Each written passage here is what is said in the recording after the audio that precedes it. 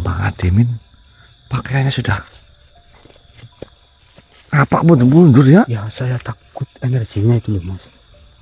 Tahu sendiri lah. Assalamualaikum yang. Lah. Tambah ganteng yang.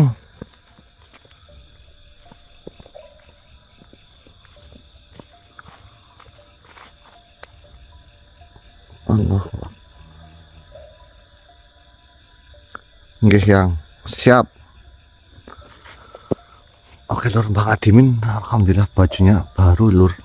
Ini dari Arab ini Mbak Safa yang beli ini. Nggih yang.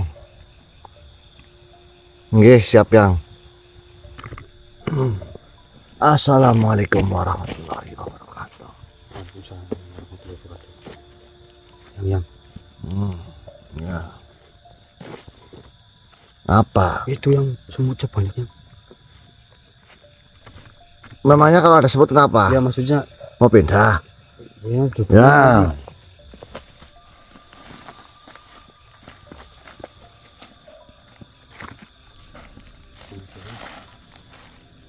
Udah sini aja. Kenapa?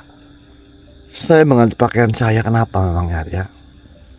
Bagus sekali yang. Lawang saya disuruh pakai sama Propo. Ini pemberian dari Safa, saya pakai, menghargai. Ya. Tapi cocok, mantap. Jangan senang dulu ya Propo. Nggih yang. Propo, engkau harus bersiap malam ini. Ini adalah malam ujian terbesarmu. Para waliullah dari seluruh penjuru telah berkumpul. Mereka ingin mengetahui siapa dirimu dan mengapa kunci korun jatuh ke tangan manusia. Aku akan memperingatkanmu, Prabu. Dengarkan baik-baik. Apapun itu, berpegang teguhlah kepada hati dan pikiranmu. Arya? Iya. Karena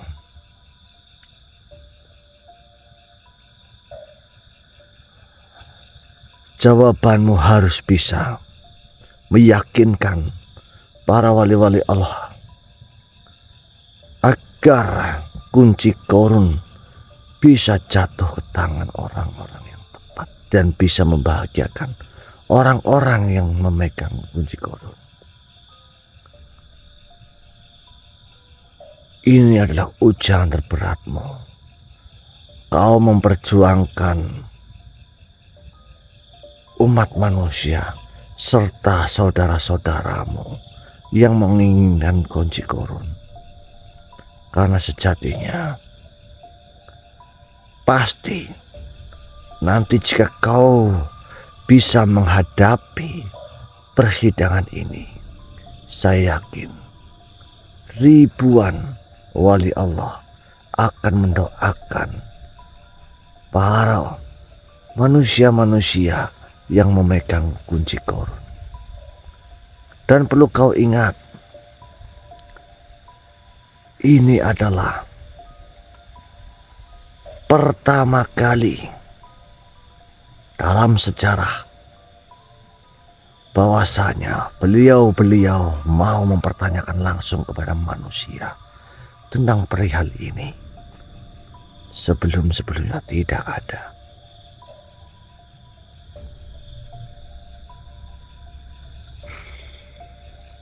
Mohon maaf Mbah. Apakah mereka akan menerimaku Mbah?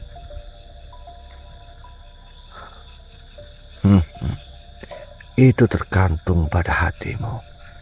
Jangan merasa rendah diri, tapi jangan juga tinggi hati.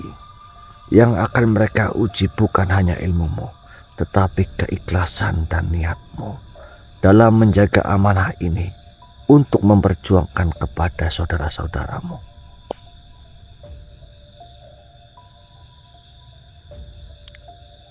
kau sudah ditunggu di depan sana. Berjalanlah. Tidak usah kau merendah terlalu rendah. Tidak pula kau merasa tinggi. Tapi ada kalanya kau harus berbicara dengan tegas. Aku selalu ada di sampingmu. Baik, Eyang. Dengar ya. Eyang. Sudah, saya pamit. Saya tunggu di sana. Eyang. Assalamualaikum warahmatullahi wabarakatuh. Waalaikumsalam warahmatullahi wabarakatuh.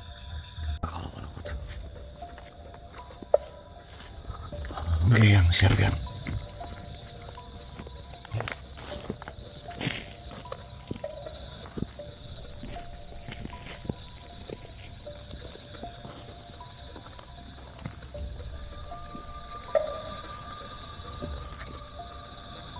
Assalamualaikum warahmatullahi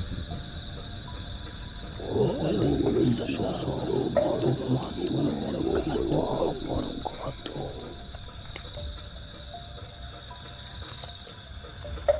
Apa benar kau yang bernama Probo? Kau datang ke persidangan ini bukan untuk dihukum, tetapi untuk diuji.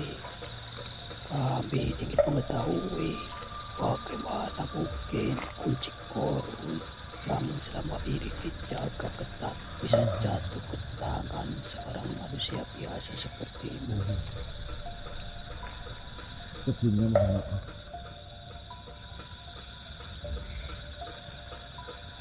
Yang benar saya bernama Probo.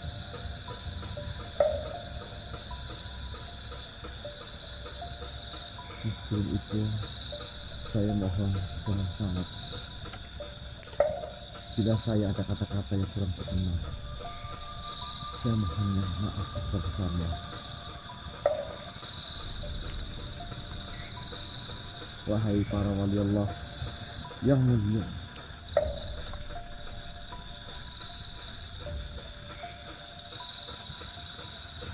aku sendiri tidak tahu mengapa aku yang dipilih. Namun aku percaya bahwa Allah tidak pernah keliru dalam menetapkan sesuatu. Aku tidak pernah meminta kunci ini, tetapi aku juga tidak bisa menolaknya. Ketika ia diberikan padaku, jika amanah ini memang harus diemban, maka aku akan menjaganya dengan jiwa raga. Tapi apakah engkau memahami esensi dari kunci baru? Perkenalkan diriku, Syekh Abdul Qadir Jalal. Diriku berasal dari Andalusia. Benar, apakah kau bisa memahami itu? Baik, Master. Memang tusuk korun bukanlah sekedar kunci untuk membuka saya, tetapi simbol ilmu dan keseimbangan.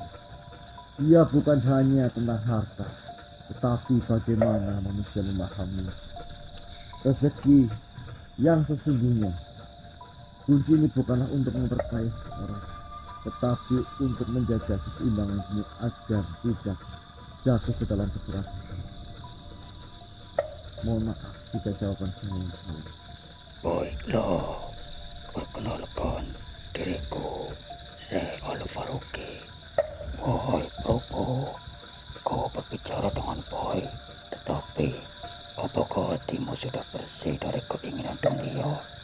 Apa jaminan bahwa engkau tidak akan tergoda oleh kekuatan kunci itu? Mohon maaf, Tuan. Saya hanyalah manusia biasa. Dan manusia memang selalu berhadapan dengan godaan. Tapi ketahuilah, tuan-tuan sekalian, bukan aku yang menjaga kunci ini, melainkan Allah yang menjagaku dari godaan kunci ini. Jika suatu saat aku tergelincir, aku hanya bisa memohon kepadanya agar aku tidak tersesat dalam hawa nafsuku sendiri. Kami telah mendengar jawabanmu. Wahai Propo, kami akan membahas perkara ini lebih dalam sebelum mengambil keputusan akhir. Baik Tuan, aku menerima keputusan para wali Allah sekalian dengan lapang dada. Aku tidak menginginkan puisi ini demi kepentinganku sendiri, tetapi aku siap untuk mengembanya jika itu memang takdirku. Perkenalkan, diriku adalah Syekh Muqtadir. Diriku berasal dari Persia. Wahai Propo, apakah kau benar-benar berpikir bahwa kau layak untuk amanah sebesar ini? Kau bukan ulama, kau bukan wali, bahkan kau bukan seorang ahli hikmah. Apa yang membuatmu merasa bahwa kau dapat menjaganya? Baiklah, Tuan Syekh Al-Muqtadir, saya akan menjawabnya. Aku tidak pernah mengatakan bahwa aku layak, Tuan. Tapi jika Allah telah menakdirkan kunci ini jatuh ke tanganku, siapakah aku untuk menolaknya, Tuan? Kalau begitu, katakan padaku, bagaimana caramu memahami kunci itu? Apa yang membuatmu yakin bahwa engkau tidak akan tergelincir? Seorang wali sekalipun bisa jatuh ke dalam ujian, apalagi engkau yang bahkan belum mencapai makom mereka. Akan saya jawab. Aku tidak tahu apakah aku akan tergelincir atau tidak. Aku hanya bisa berusaha. Namun bukankah amanah itu tidak selalu diberikan kepada mereka yang sudah siap? Bukankah banyak para nabi dan wali yang mendapatkan amanah besar bukan karena mereka meminta, tapi karena mereka dipilih? Aku bukan siapa-siapa, tapi aku tidak akan lari dari apa yang telah diberikan padaku. Tuan Syekh Muqtadir, mohon maaf jika jawaban saya salah. Perkenalkan, diriku adalah Syekh Abdul Malik dari Paribi. Baiklah, Syekh Abdul Malik Maghribi. Kau berbicara seolah-olah menerima takdir. Tapi apakah kau memahami bahwa kunci itu bukan sekedar benda? Apakah kau tahu apa yang akan terjadi jika kau gagal? Baiklah, Syekh Abdul Muktadir. Aku tahu bahwa jika aku gagal, maka aku tidak hanya akan membahayakan diriku sendiri, tetapi juga banyak orang. Itulah sebabnya aku datang ke sini. Aku ingin belajar, aku ingin memahami lebih dalam tentang apa yang aku emban. Jika aku tidak layak, ambillah kembali kunci ini dariku, tuan-tuan sekalian. Mohon maafkanlah saya jika saya telah lancang berbicara seperti ini kepada tuan-tuan sekalian.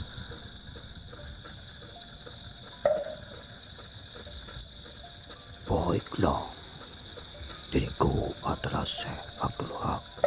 Ini adalah pertemuan kedua dengan dirimu, Propo. Baiklah, Tuan Syekh Abdul Haq. Kau berkata seolah-olah pasrah, tapi hatimu penuh keraguan. Jangan pura-pura rendah hati jika dalam hatimu ada keinginan untuk membuktikan dirimu sendiri. Mohon maaf Tuan, saya tidak berpura-pura. Wahai Tuan Syekh, Kau ingin membuktikan bahwa kau bisa menjaga kunci itu, bukan? Kau ingin membuktikan kepada kami bahwa kau pantas. Itu adalah bentuk kesombongan yang paling halus. Kesombongan yang tersembunyi di balik sikap rendah hati.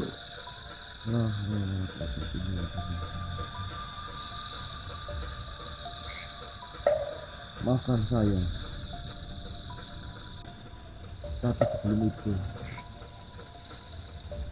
izinkan saya berbicara pada tuan-tuan sekalian, pada yang mulia sekalian. Aku telah berpikir, dan pertanyaan yang diajukan kepadaku tidak akan aku membela diri, sebab aku tahu bahwa amanah ini bukan tentang aku. Tetapi aku ingin bertanya kepada kalian semua, wahai tuan-tuan yang mulia. Sejak kapan Allah memilih hambanya berdasarkan gelar dan kedudukan?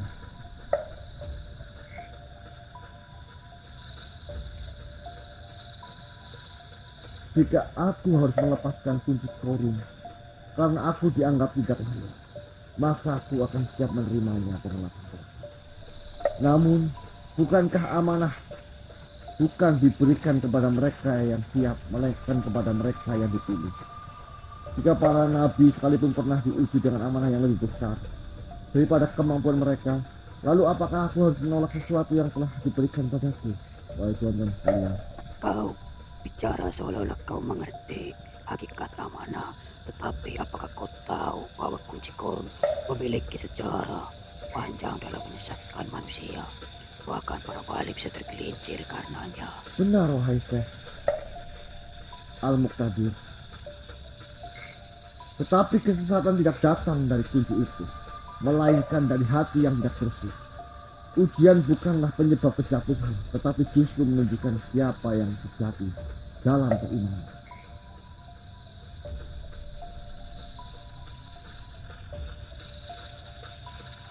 Bukankah Nabi Sulaiman diberikan kekuasaan atas jin dan alam semesta? Apakah itu membuatnya tersesat? Tidak, justru karena hatinya tidak terpaut pada kekuasaan, itulah ia tetap dalam jalan Allah. Maka apakah aku harus takut memegang amanah ini jika aku tahu bahwa kunci ini bukan milikku, bahwa kapan saja Allah bisa mengambilnya dariku? Wahai tuan-tuan sekalian, Jika demikian, wahai Prabu, katakan kepadaku apa yang akan kau lakukan jika kunci Qorun itu justru membawamu kepada kehancuran. baiklah Tuan, jika aku harus hancur karena amanah ini, maka biarlah aku hancur. Tetapi aku akan memastikan itu bukan karena aku menyalahgunakannya atau menyalahkan gunakan amanah, melainkan karena aku telah mengorbankan segalanya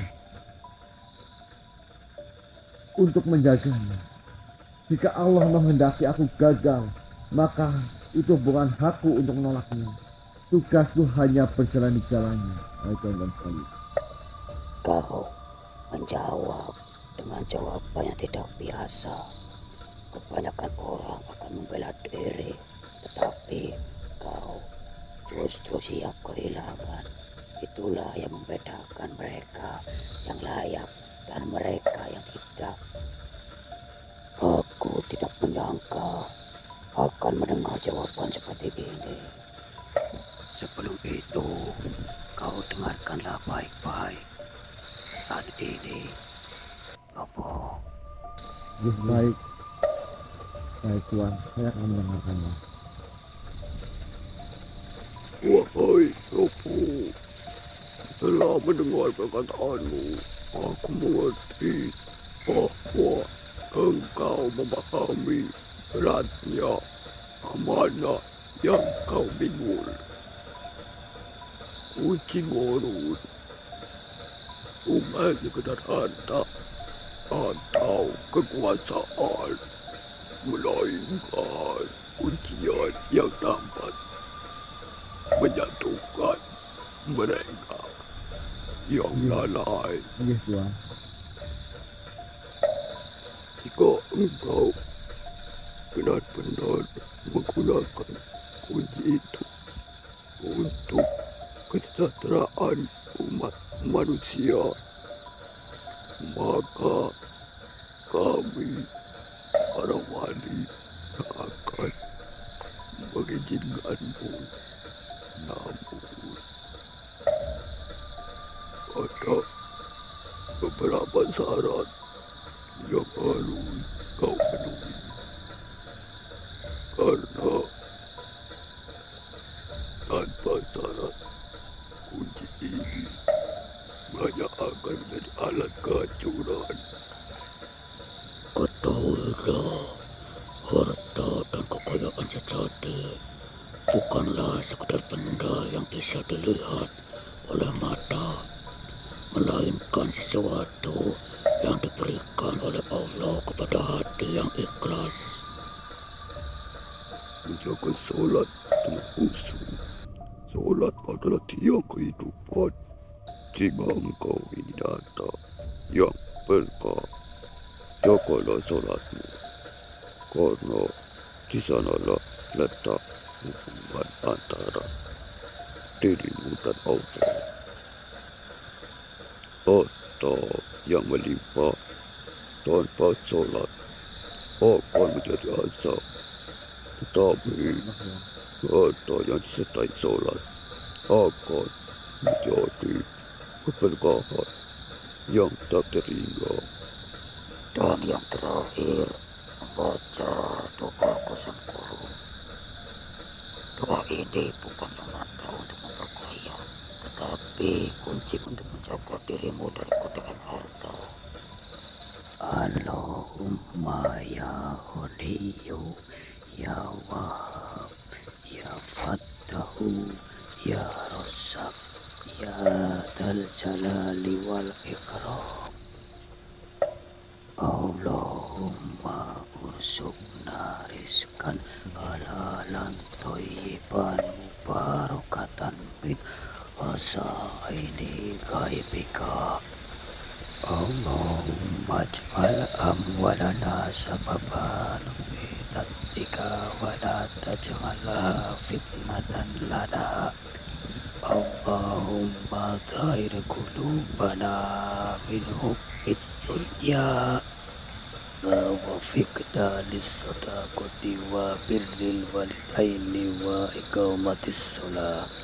Allahumma ihfadna min fitnatil ma'al waj'alna min ibadikal ladzina yastamiluna ni'mata fis sabilik birahmatika ya arhamar rahimin. Ingat baik-baik, Robo. Terima kasih. Kami pamit. Assalamualaikum warahmatullahi wabarakatuh. Waalaikumsalam warahmatullahi wabarakatuh. Alhamdulillah.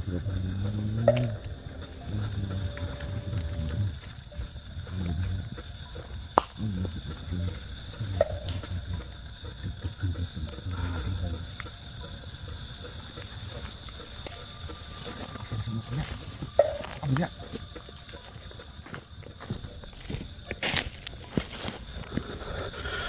Allah Akbar. Alhamdulillah. Ih, merinding pagi. Saya juga merinding ya. Tapi benar lor. Ih, pegang ya. Aku nggak bisa jalan tuh. Lor.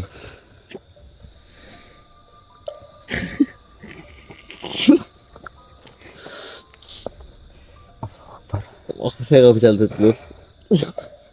Aduh saya.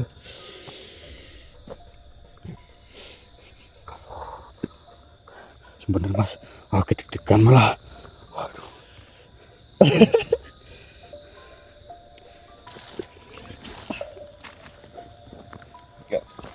Ada saya sama ini. Saya sebutan lur. Alhamdulillah saya senang tapi ini sebutan. Duduk terlalu lama. Allahu Akbar.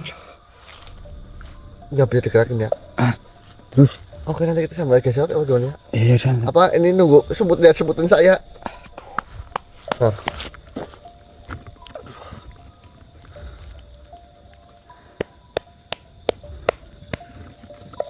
Ini ketawa kok.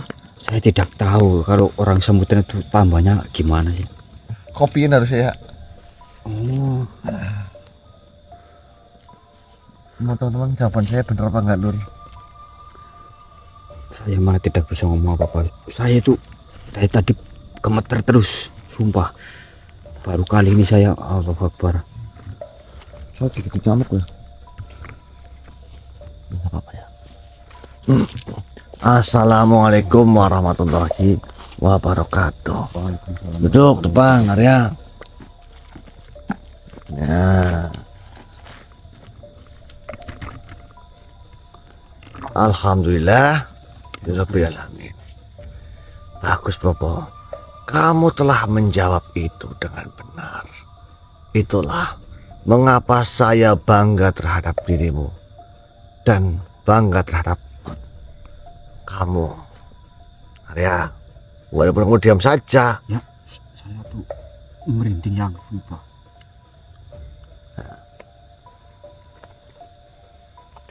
Cucu-cucuku, foto dulu. Saya boleh yang? Boleh.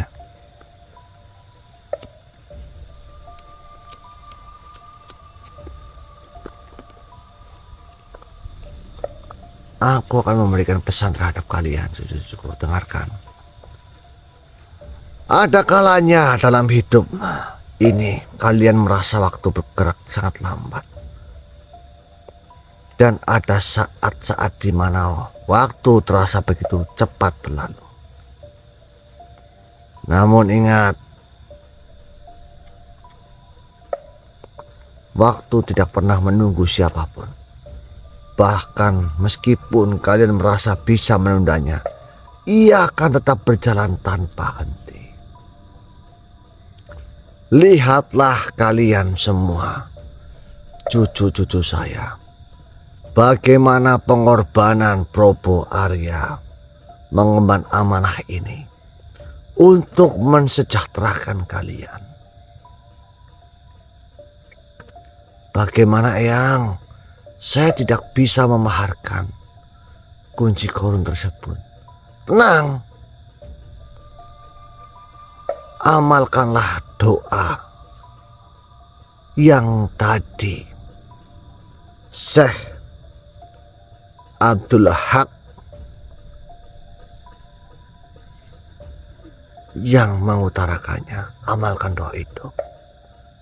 Insya Allah rezeki kalian lambat laut akan dibukakan.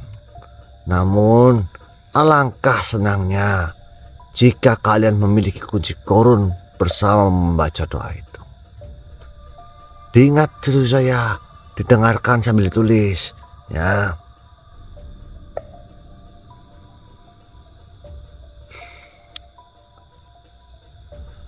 Lanjut gak ya? Lanjut yang. Apa ya? Maaf. Ya.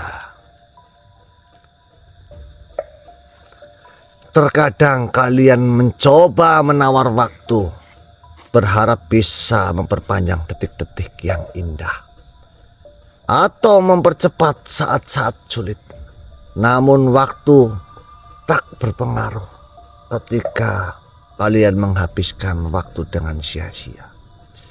Kalian hanya akan merasa kekosongan. Dan ketika terlalu sibuk mengejar hal-hal duniawi, kalian bisa kehilangan kesempatan berharga untuk menikmati keindahan hidup ini. Bahkan, cucu saya, adapun kesempatan yang datang saat ini, kesempatan itu tidak bisa diulang 2 kali. Maka dari itu, berbahagialah bagi kalian yang mengenal Prabu dan Arya. Mereka memperjuangkan kalian dengan sepenuh hati. Walaupun itu ya saya yang selalu mendoakan. Ya. Betul yang. Apa ya? Maaf.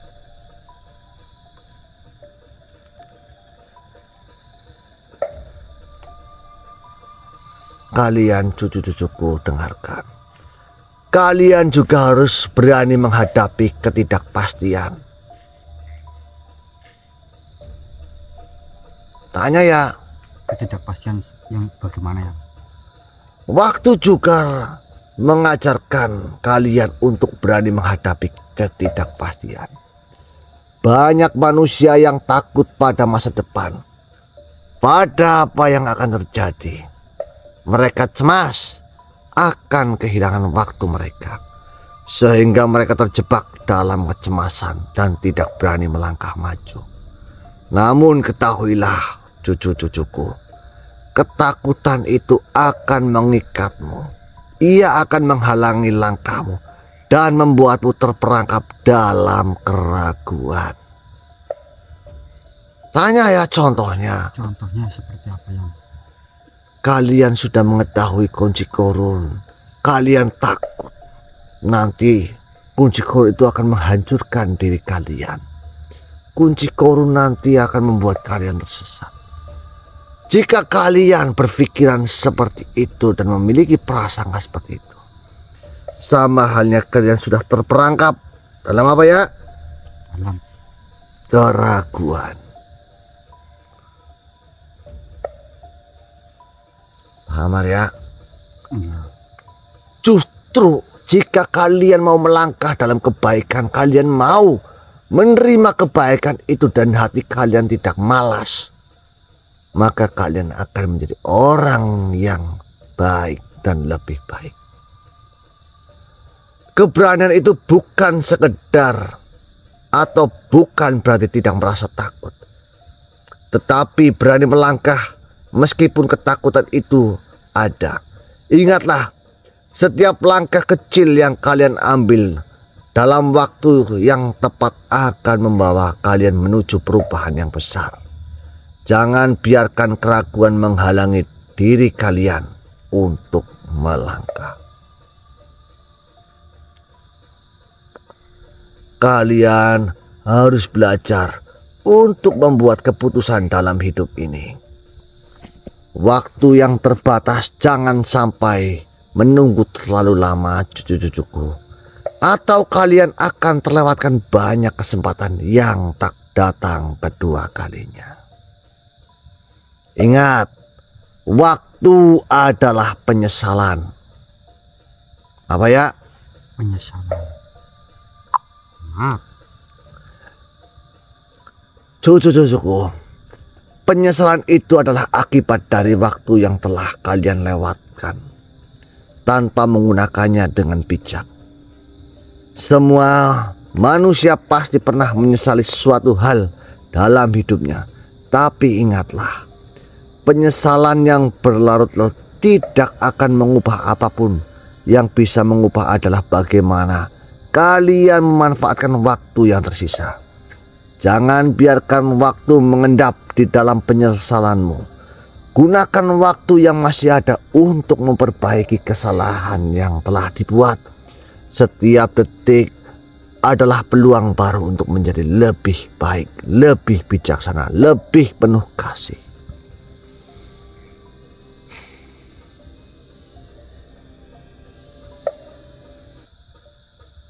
Rasakanlah hembusan waktu yang tiada henti ini.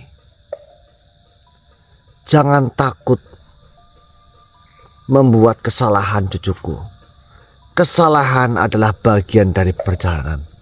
Tapi waktu yang terbuang sia-sia adalah kesalahan yang tidak bisa dimaafkan. Apa ya? Tidak bisa dimaafkan. Maaf.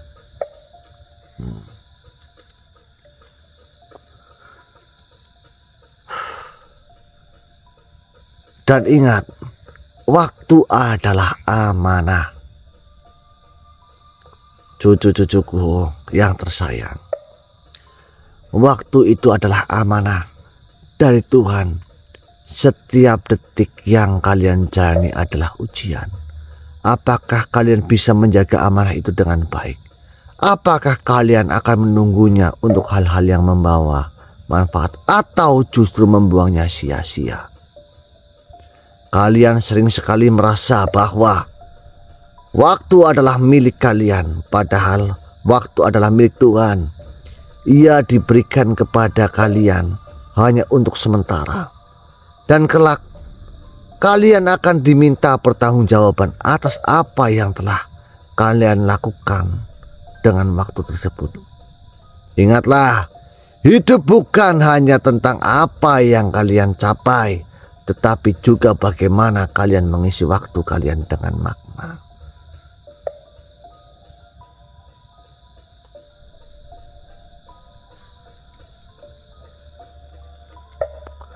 Cucu-cucuku, setiap waktu yang kalian jalani adalah kenangan yang tak bisa terulang. Apakah yang kalian lakukan hari ini akan menjadi kenangan esok hari?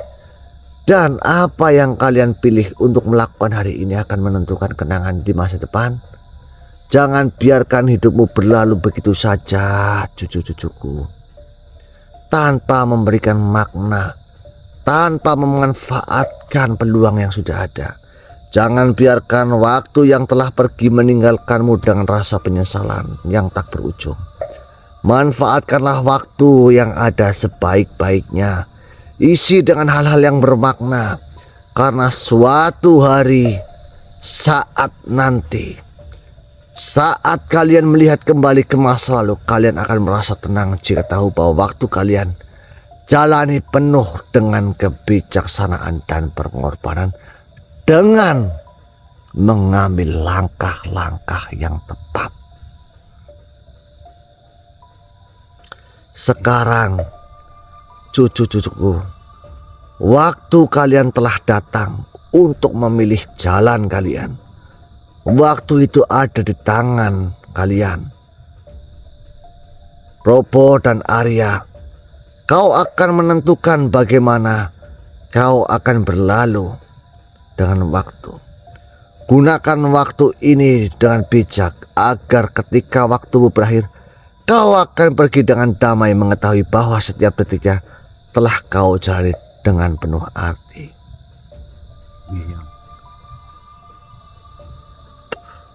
Maka dari itu, cucu-cucu saya,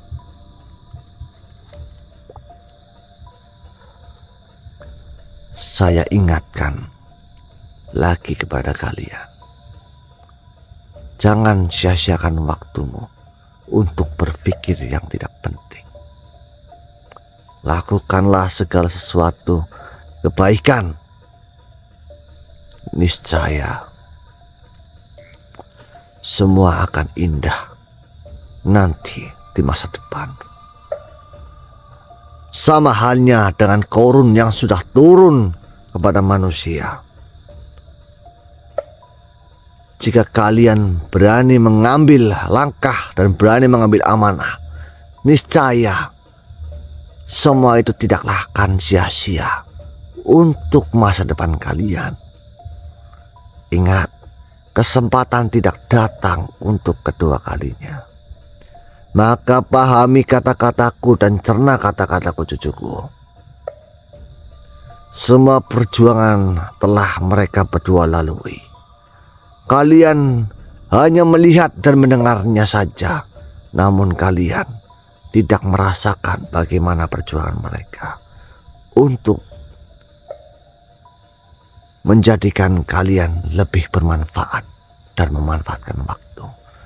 Diriku hanya pendukung, diriku hanya mengarahkan, namun tujuanku adalah menolong kalian semua, wahai cucu-cucuku. Apa ya? Maaf. Baiklah, mungkin itu saja, Arya Probo. Iya. Sekarang hadapilah makhluk yang memiliki dendam kesumat terhadap kalian. Dia adalah Sabir Lukman.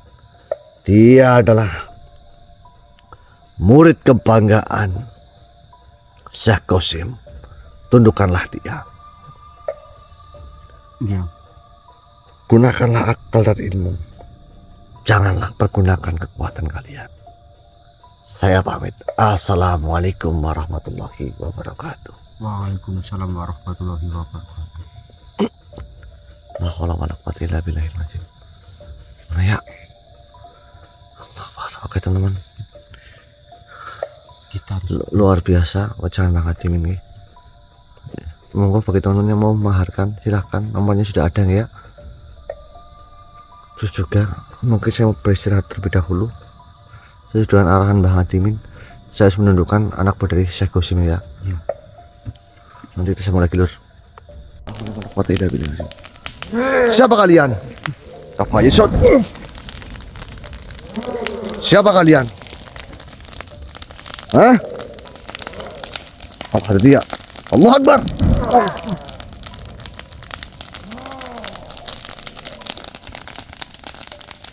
Menceng. Kenapa kalian mau nyerang saya bawa buta seperti itu? Siapakah kalian? Ada dia?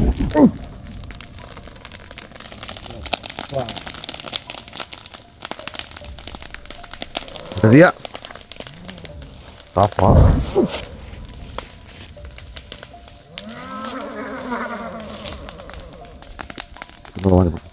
Awas ya, mundur ya. Mundur ya, mundur ya, mundur ya. Lah kalau malam. Siapa kalian? Apa kalian menyerang saya membabi buta seperti itu? Jawab.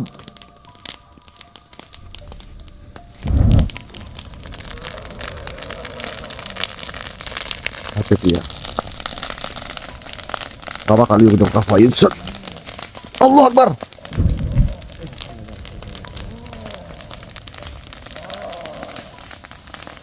Ya, serangannya mau betul. Serangannya mau beri buta ya. Kurang ajar.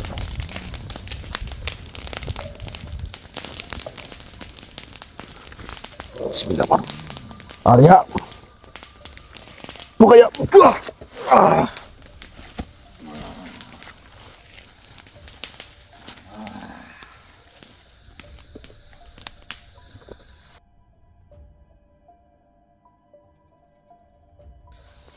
Kenapa kau mundur?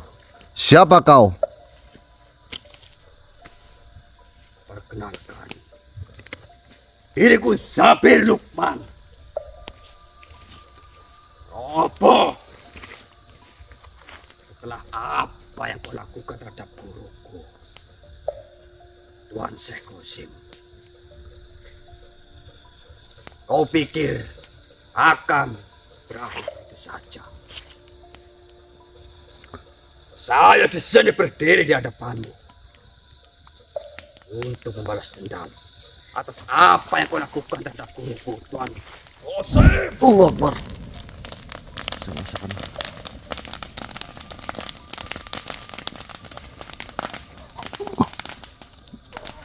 Allah Akbar. Kafir. Wah.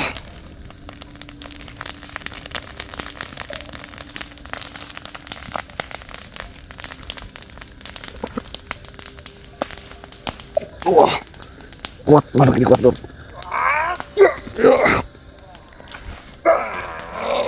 Allahu Akbar.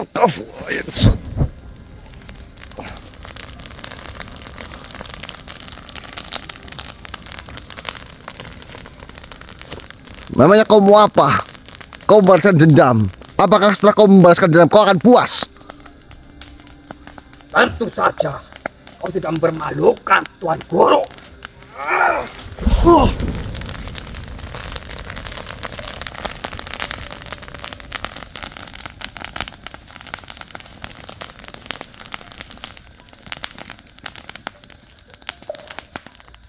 Memangnya siapa?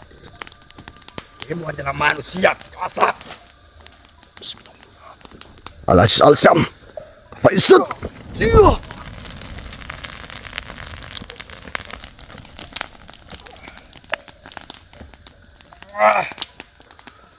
Kuat juga kau, Sabir bin Lukman.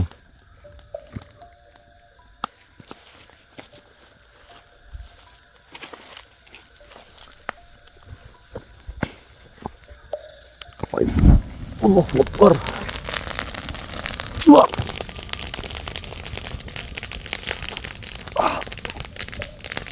Bismillahirrahmanirrahim. Tawakal ya mudah masuk. Apa ya insud? Al-Aziz Al-Syam ya kunci korun. Sedanglah makhluk itu.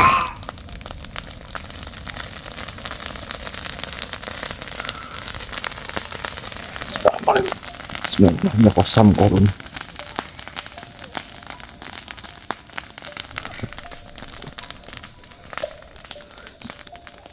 Ya kunci korun, bukalah kelemahan makhluk itu. Kafa irsyad, Allah Akbar. Wah.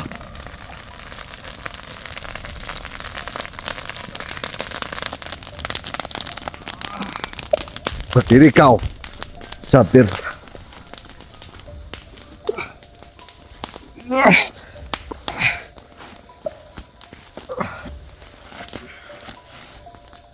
Duduklah. Aku tidak ingin menyakitimu. Sabir.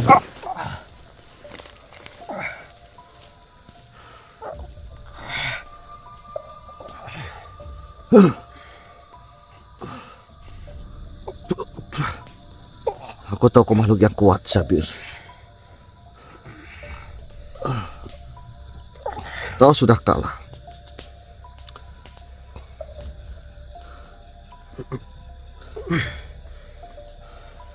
Tapi perlu kau ingat, Sabir, aku tidak mengalahkan apapun. Aku hanya mengalahkan pemikiranmu saja yang congak.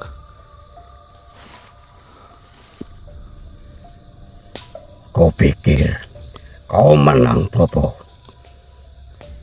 Maksudmu?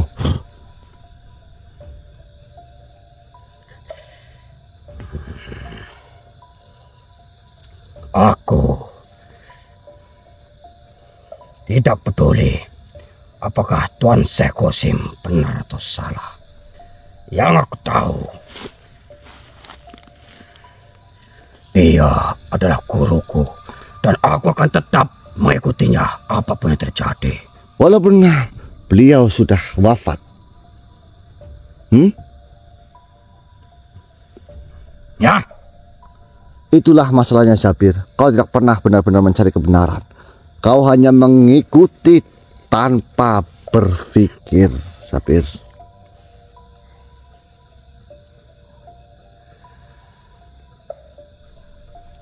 Dan apa salahnya patuh kepada guru? Bukankah seorang murid harus taat kepada gurunya tanpa mempertanyakan ajaran yang diberikan? Kesetiaan itu baik, Sabir. Tapi kalau kesetiaan itu membutakan akalmu, maka kau akan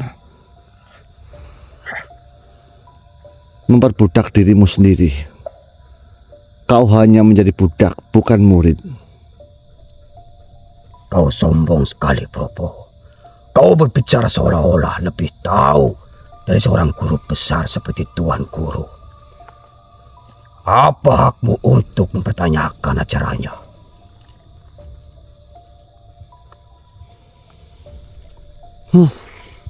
Aku bukan siapa-siapa dan aku tidak lebih pintar darinya.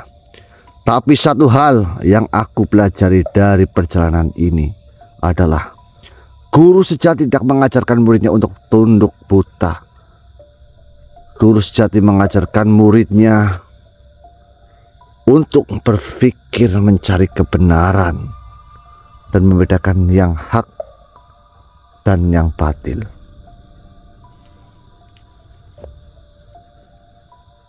Kebenaran? Siapa yang menentukan kebenaran? Apakah kau? Bukan aku, tapi hatimu sendiri. Hatimu tahu mana yang benar dan mana yang salah. Hanya saja kau menutupi dengan kesombongan dan rasa takut, Sabir. Diriku tidak takut. Kalau kau tidak takut, buktikan, lepaskan egomu.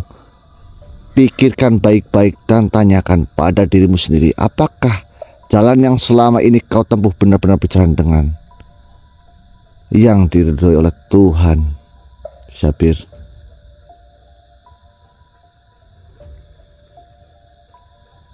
Kau berbicara tentang kebenaran, Bobo.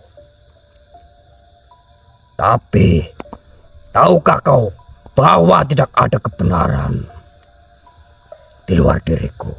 Aku adalah jalan Tuhan. Aku adalah hakikat itu sendiri. Bahkan Tuhan ada dalam diriku.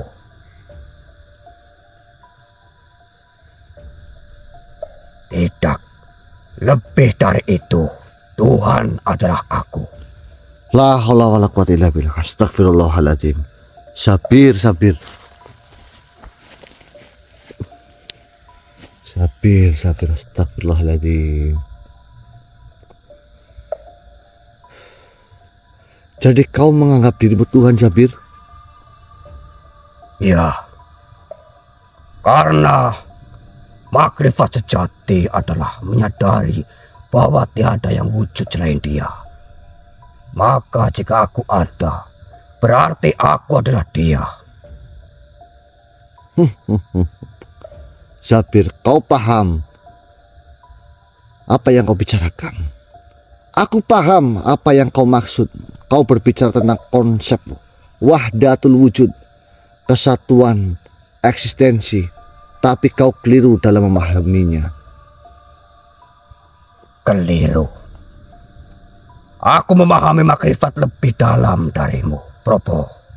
Aku telah menempuh jalan ini dengan pengorbanan, dengan ilmu, dengan zikir, dan juga mujahadah. Kau hanya seorang yang kebetulan mendapatkan kunci korun. Ilmumu belum sampai ke tingkatku. Baiklah Sabir, aku tidak akan menggunakan kata-kataku sendiri. Aku akan menjawabmu dengan hikmah dari para wali dan ulama besar. Silakan. Aku ingin mendengar alasanmu. Dengarkan baik-baik Sabir, apa yang aku ucapkan. Kau bilang Tuhan adalah dirimu. Kau berbicara tentang wahdatul wujud, bahwa semua yang ada adalah Tuhan. Tetapi apakah kau lupa akan perbedaan antara wujud mutlak dan wujud majasi?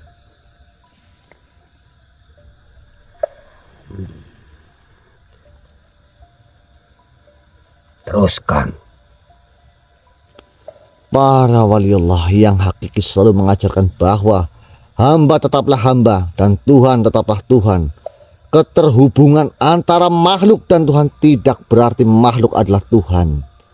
Syekh Abdul Qadir Al-Jailani berkata, aku ini hamba yang fana, sedangkan Tuhanku adalah zat yang maha kekal, tidak boleh disamakan.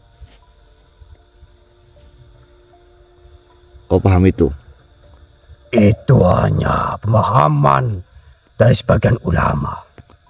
Lalu, bagaimana dengan Syekh Ibnu Arabi? Bukankah ia berkata bahwa tiada yang wujud selain Allah? Benar. Tapi apakah kau benar-benar memahami maknanya? Ibnu Arabi tidak mengatakan bahwa makhluk adalah Tuhan. Ia menjelaskan bahwa segala sesuatu adalah bukti keberadaan Tuhan, tetapi tidak bisa disamakan dengan Tuhan itu sendiri. Seperti bayangan tidak bisa disamakan dengan cahaya walaupun berasal dari sumber yang sama. Sabir, kesalahanmu adalah mengira bahwa karena Tuhan meliputi segala sesuatu, maka kau adalah Dia. Padahal kesadaran makrifat bukan tentang menjadi Tuhan, tetapi tentang menyadari kebersandaran kita yang mutlak kepadanya. Kau adalah hamba, dan sebesar apapun ilmumu, kau tetap makhluk yang membutuhkannya.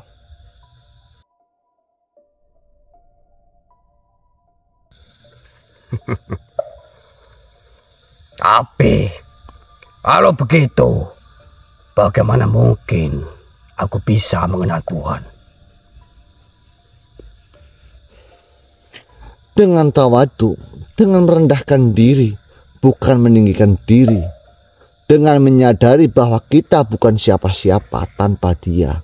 Semakin seseorang menjadi Tuhan atau merasa menjadi Tuhan, semakin ia jauh dari makrifat yang sejati.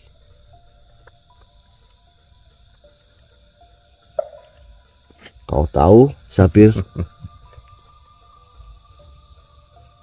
Aku mengerti apa yang kau katakan, Probo.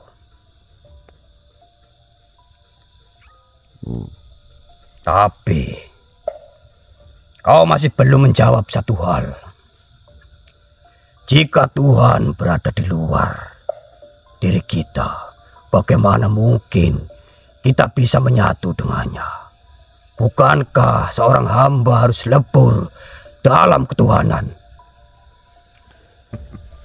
Sabir, kau berbicara tentang fana dan bako, tentang melebur dalam ketuhanan.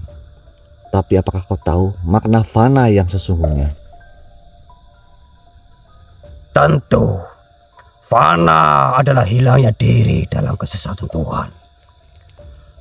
Hamba harus lenyap. Saya ulangi, Sabir. Kau bilang keesaan atau kesesatan? Baiklah, keesaan Tuhan.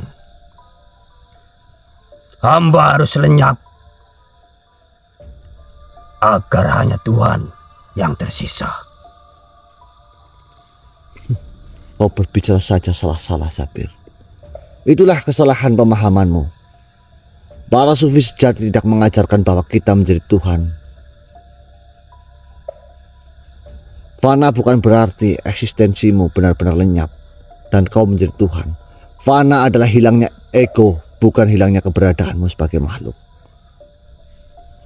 Sabir, kau paham akan hal itu? Lalu, apa gunanya fana jika kita masih tetap hamba? Fana bukan untuk menjadi Tuhan, tapi agar kita menyadari bahwa diri kita bukan Tuhan. Ketika seorang hamba mencapai fana, ia tidak mengklaim bahwa dirinya Tuhan, melainkan semakin menyadari kebutuhannya kepada Tuhan. Sabir,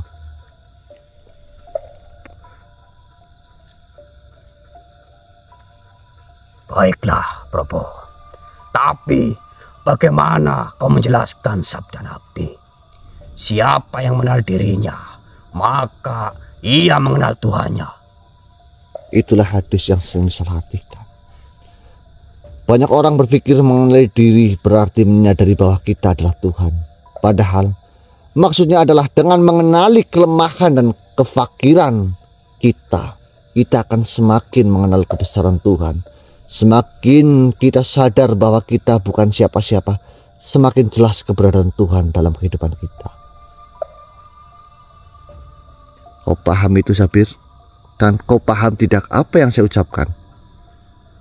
Lalu, bagaimana dengan para wali yang mengatakan aku adalah kebenaran? Hebat juga kau, Sabir. Kau berbicara tentang al-halaj, bukan? Ya. Tapi apakah kau tahu bahwa setelah ia berkata demikian, ia justru dihukum oleh para ulama? Para wali yang mencapai tingkat makrifat terkadang berbicara dengan bahasa yang sulit dipahami oleh orang awam. Tapi bukan berarti mereka benar-benar menganggap diri mereka Tuhan.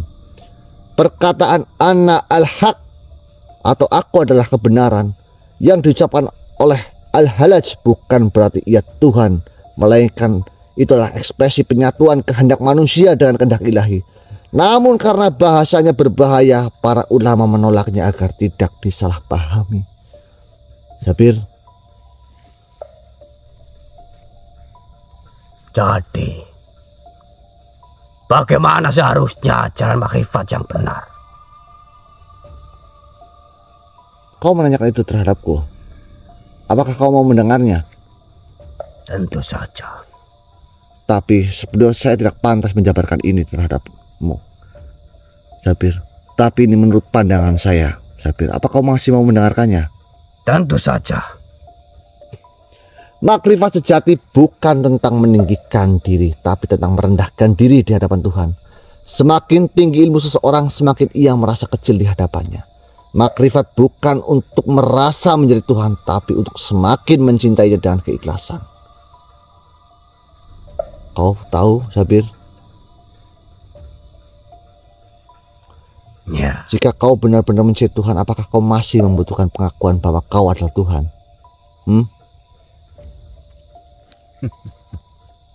Sabir, jika kau benar-benar ingin mengenal Tuhan, maka ikutlah jalan para nabi dan para wali sejati. Bukan dengan kesombongan, tapi dengan ketundukan.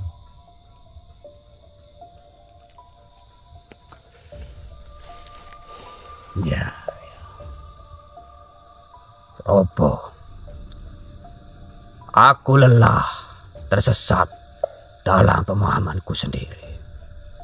Aku mengira telah sampai pada makrifat tertinggi. Tapi ternyata aku hanya menipu diriku sendiri.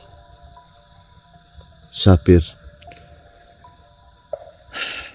kesalahan terbesar seorang murid adalah ketika ia merasa telah sampai. Jalan menuju Tuhan adalah perjalanan yang tak pernah usai. Jika kau benar-benar ingin kembali, mulailah dengan merendahkan hatimu dan meminta ampun kepadanya.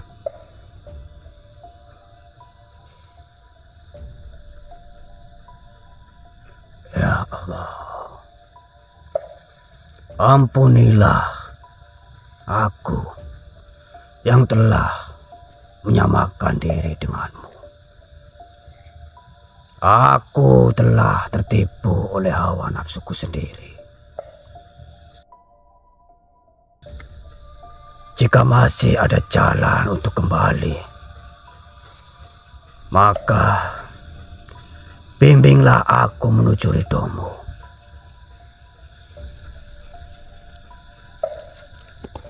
Amin, amin. Amin, Sabir. Probo, izinkan aku ikut bersamamu.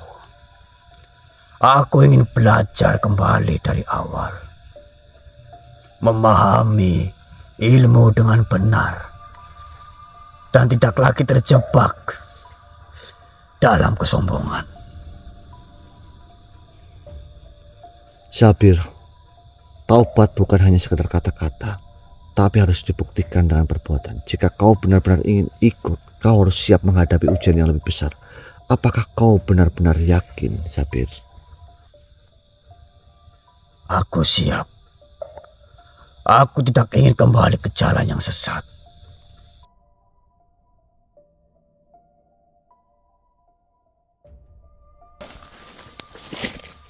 Kenapa, Sabir? Tidak usah kau berlutut di hadapanku seperti ini. Baiklah, Sabir, mulai hari ini kau bukan lagi musuhku, tapi saudara dalam perjalanan ini.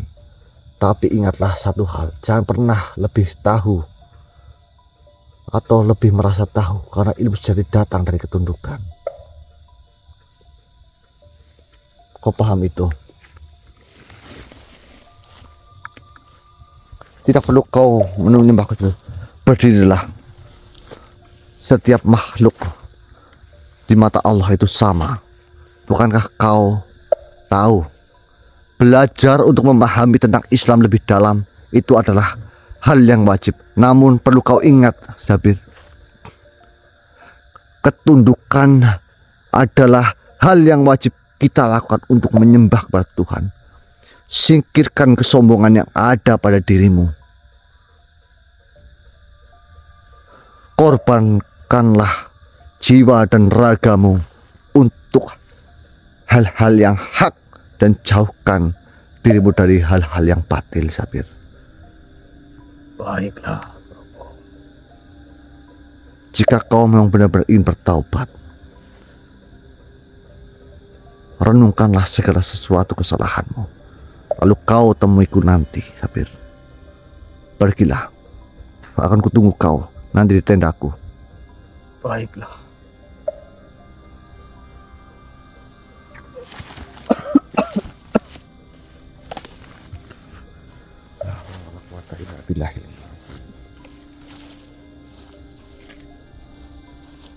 Alhamdulillah, Lur. Alhamdulillah.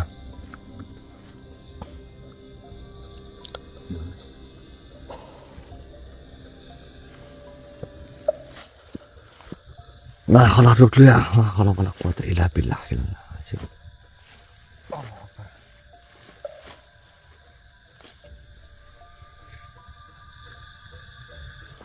Pak. Ah, Semut.